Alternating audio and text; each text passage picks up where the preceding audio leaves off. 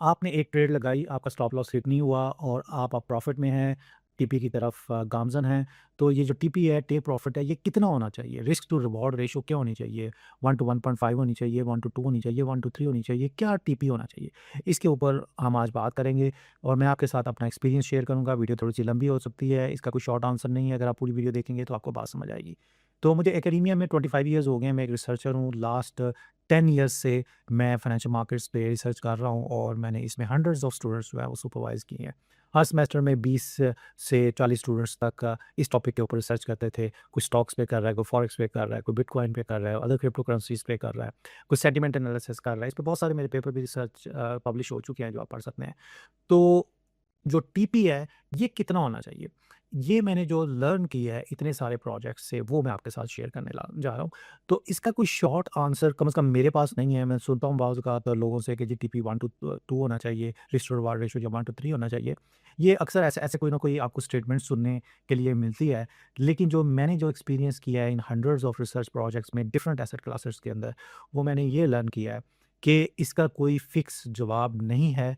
इसका जो जवाब मैं आपको बेस्ट ये दे सकता हूँ कि ये डिपेंड करता है कि आपकी ट्रेडिंग स्ट्रैटेजी क्या है?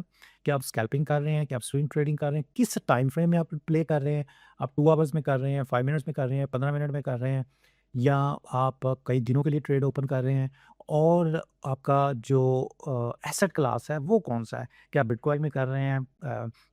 यूरो यूएसडी में कर रहे हैं, कोई फॉरेक्स है, कमोडिटीज़ है, गोल्ड है, स्टॉक्स है, क्योंकि हर एक स्टॉक्स की और मार्केट की स्पेशल उसकी जो मूवमेंट है, वो कितना वो मूव करेगा, वो उस पे डिपेंड करता है। फॉर एग्ज़ाम्पल अगर आप स्टॉक्स की आप बात कर लें, एनर्जी स्टॉक्स जो है, यूटिलिटी स्टॉक्स जो है, वो बहुत कम मूव करते हैं। तो आप कोई ऐसे उसमें टीपी बहुत बड़ा लगा ही नहीं सकते, ठीक है? अब बिटकॉइन में बहुत बड़ी आप मूव देखते हैं, 10% 15% की भी जो है वो एक-एक दिन की मूव आ जाती है।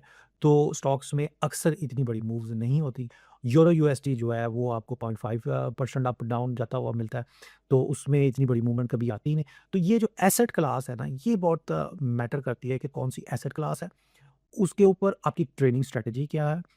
ना सिर्फ ये कि स्कैल्पिंग या स्विंग में आप कर रहे हैं, on the top of that कि एक्चुअल ट्रेडिंग स्ट्रैटेजी क्या है कि आप उसमें बॉलिंजर बैंड का ले रहे हैं, उसकी विड्थ क्या है या आपने आरएसआई को इन्वॉल्व किया है, आप कोई डिफरेंट मूविंग एवरेजेस ले रहे हैं या आपने मशीन लर्निंग, डीप लर्निंग का कोई मिक्सचर बनाया टेक्निकल इंडिकेटर्स के साथ।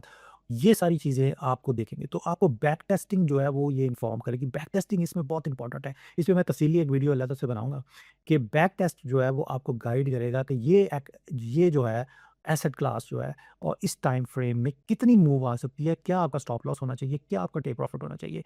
एक ही स्ट्रैटेजी जो है वो उसी एसेट क्लास में आप डिफरेंट टाइम फ्रेम में जब आप जाते हैं तो वो फेल हो जाती है। और इस पे ये भी डिपेंड करता है कि मार्केट्स जो है वो उनका मोमेंटम क्या है, क्या वो बुल मार्केट है, बियर मार्केट है, ट्रेंडिंग मार्केट है या कि वो साइडवेज मार्केट है। तो आप जो ट्रेडिंग स्ट्रैटेजी है वो अडॉप्ट करते हैं depending on the trending of the market, asset class क्या है, उसकी टाइम फ्रेम क्या है, फिर आपको बैक टेस्ट करते हैं, जो हिस्टोरिकल डाटा के ऊपर आप बैक टेस्ट करते हैं, ठीक है? कम से कम साल के ऊपर आप बैक टेस्ट करें। बेटर ये है कि 5 साल से 10 साल तक आप जा सकते हैं, लेकिन कम से कम 1 साल तो आप करें। लेकिन अगर आप उसमें ऐसे मार्केट्स भी ले लेते हैं जिसमें काफ़ी अप एंड डाउन है, उस एसेट क्लास के वो पीरियड भी इन्वॉल्व कर लें, तो वो बहुत अच्छा है। तो ये जब आप सारा परफ़ॉर्म करते हैं बैक टेस्ट, तो फिर आपको पता चलता है कि इस एसेट क्लास में कौन-सा टाइम फ्रेम जो है वो बेहतर है और उसका रिस्क टू रिवॉर्ड रेशियो जो है वो आपने कितनी रखनी है। ये आपको बैक टेस्ट गाइड करता है स्पेसिफिक मार्केट कंडीशंस के साथ। बगैर बैक टेस्ट के आप ये डिसाइड कर ही नहीं सकते और बैक टेस्ट आपने विजुअल नहीं करना। अक्सर आप वीडियोज़ देखते हैं, लोग आपको वो चार्ट्स दिखाते हैं कि ये देखें जी, ये पहले इस तरह हुआ, ये पहले इस तरह हुआ, ये बैक टेस्ट जो है वो विजुअली हो ही नहीं सकता मेरी हम्बल ओपिनियन में। It has to be programmatically non emotionally done, क्योंकि जब आप चार्ट्स को देखते हैं, जो कंडीशंस आप देखना चाहते हैं, जो चार्ट के अंदर आप ढूँढना चाहते हैं, चार्ट वही आपको दिखाता है। ठीक है? ह्यूमन इमोशंस वो इन्वॉल्व होते हैं। आप बाय की अपॉर्च्युनिटी ढूँढ रहे हैं, तो वो बाय की अपॉर्च्युनिटी आपको नज़र आएगी, जबकि वो एक्चुअली मार्केट सेल में चली जाती हैं। अगर आप सेल को ढूँढ रहे हैं, तो वो आपको सेल की कंडीशंस नज़र आएँगी, मार्केट जो है वो अप चली जाती है। तो बैक टेस्ट जो है वो has to be the programmatically done.